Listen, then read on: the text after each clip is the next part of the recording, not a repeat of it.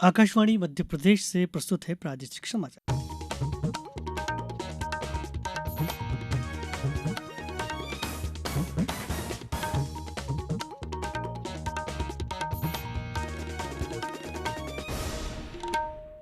नमस्कार, समाचारों के साथ मैं रत्नेश सोनी। वित्त मंत्री निर्मला सीतारमण ने आम बजट में कुछ राज्यों के साथ भेदभाव बरतने के आरोप को खारिज किया है। आज राज्यसभा में शून्यकाल के दौरान उन्होंने आरोप लगाया कि कांग्रेस के नेतृत्व में विपक्ष लगातार ये प्रयास कर रहा है कि विपक्षी दलों वाले राज्यों को बजट में कुछ नहीं दिया गया है। उन्होंने स्पष्ट किया कि अगर किसी विशेष राज्य का नाम बजट भाषण में ना लिया गया हो तो इसका मतलब ये नहीं कि केंद्र सरकार की योजनाओं का लाभ उन राज्यों को नहीं मिलेगा। श्रीमती सीतारमण ने कहा कि केंद्रीय बजट में महाराष्ट्र और पश्चिम बंगाल के लिए कई विकास कार्यक्रमों की घोषणा की गई है। आज सवेरे सदन की कार्यवाही शुरू होते ही विपक्ष के नेता मल्लिकार्जुन खड़गे ने इस मुद्दे को उठाते हुए आरोप लगाया कि केंद्रीय बजट सरकार को बचाने का प्रयास था। उन्होंने कहा कि विपक्ष इसका विरोध करेगा। उन्होंने ये भी कहा कि विकास कैसे होगा जब बजट ही संतुलित नहीं है। बाद में विपक्षी दलों ने सदन से वॉकआउट किया। लोकसभा में भी इसी मुद्दे पर विपक्षी सदस्यों ने सदन से वॉकआउट किया।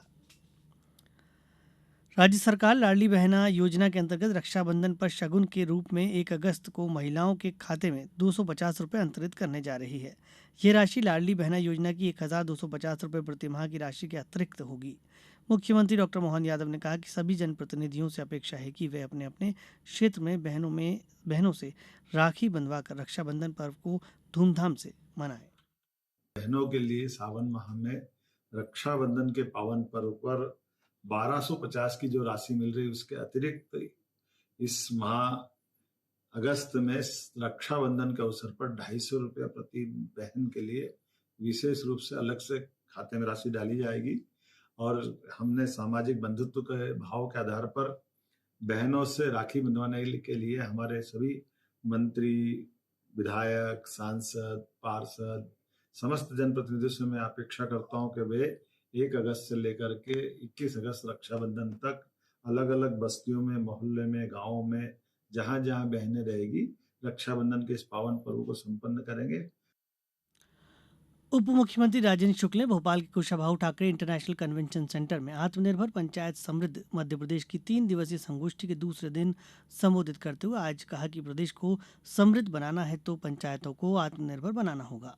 उन्होंने कहा कि प्रधानमंत्री नरेंद्र मोदी ने संकल्प लिया है कि अमृतकाल में भारत को सबसे बड़ी अर्थव्यवस्था बनाएंगे।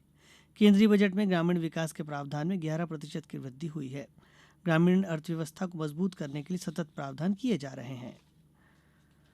प्रदेश में बारिश का सिलसिला जारी है। बारिश का स्ट्रांग सिस्टम आज भी एक्टिव है। भोपाल में सुबह से रिमझिम बारिश हो रही है। आज इंदौर, ग्वालियर, चंबल संभाग समेत प्रदेश के 20 जिलों में तेज बारिश होने का अलर्ट है। लगातार हो रही बारिश से नदियां, बांध और तालाबों में पानी का लेवल भी बढ़ गया है। 24 घंटे में इंदिरा सागर, तिघरा, तवा, बरगी जैसे बड़े डैम में से 3 से 6 फीट तक पानी बढ़ा है। बैतूल के सतपुड़ा, मंडला में नैनपुर के थावर और श्योपुर के डैम के गेट खोलना पड़े हैं। प्रदेश में अब तक औसतन 13.8 इंच बारिश हो चुकी है। पश्चिम हिस्से भोपाल, इंदौर, उज्जैन, नर्मदापुरम, ग्वालियर, चंबल संभाग में औसत से 5% ज्यादा पानी गिर चुका है।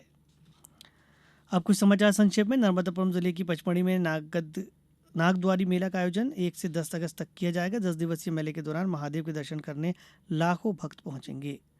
टीकमगढ़ शहर में आज सुबह एक कपड़ा शोरूम में आग लग गई। करीब 4 घंटे की मशक्कत के बाद इस पर काबू पाया। इस हादसे में 2 लोगों की मौत हो गई। राजस्व महाअभियान अंतर्गत आगरमालवा जिले के गांव-गांव में शिविर आयोजित किए जाकर कृषकों की राजस्व संबंधी समस्याओं का निराकरण किया जा रहा है। शिवपुरी जिले में वर्तमान में वर्षा देखते हुए स्वास्थ्य विभाग के अधिकारियों ने मलेरिया और डेंगू की रोकथाम को लेकर लोगों से अपने घरों के आसपास साफ सफाई रखने की अपील की है। इस समाचार बुलेटिन में बस इतना ही। नमस्कार।